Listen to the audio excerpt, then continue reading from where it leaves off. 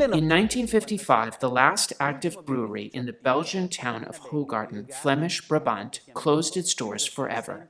A huge loss for the village, which, until a few decades earlier, had over 35 production sites, but an even more serious disappearance for the world of beer, all of which, together with the Thomsen Brewery, saw the end of the history of the beer that has always been produced here, Blanche, literally white wheat beer.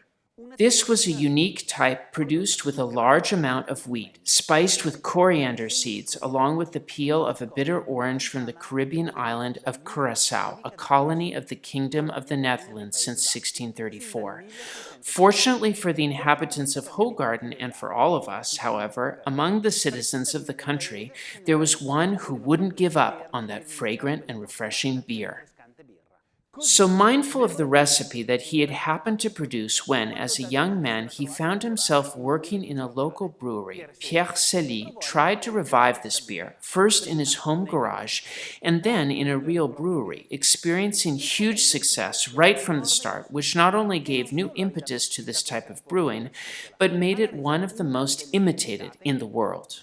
Even in Italy, where the number of breweries has for some time passed the 1,000 mark, Blanche beers have met with some success.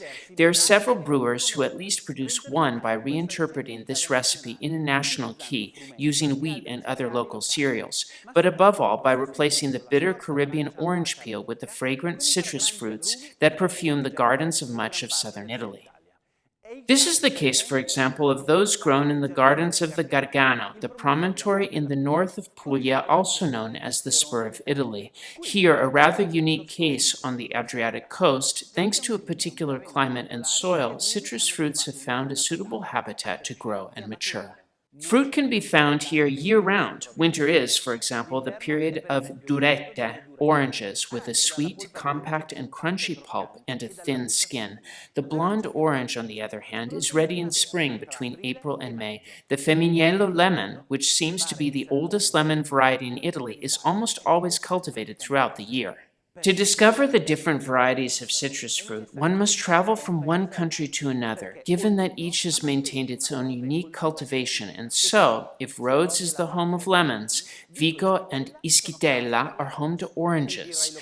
And certainly, the local brewers could not overlook this variety, which in fact smells mainly of the locally produced Blanche, and which is perfect to accompany fish dishes that can be enjoyed sitting on one of the trabocchi that dot the Gargano coast. Yes, because even in this stretch of sea, just like in nearby Abruzzo and Molise, fishing traditionally took place without its inhabitants, mostly peasants who were not very accustomed to the sea, having to go out by boat. But how did they do it? By building wooden fishing contraptions mounted on stilts and equipped with long rods, known as antennas, from which fishing nets of different shapes and sizes could be lowered into the sea and then recovered. A number of trabocchi have been restored in recent years.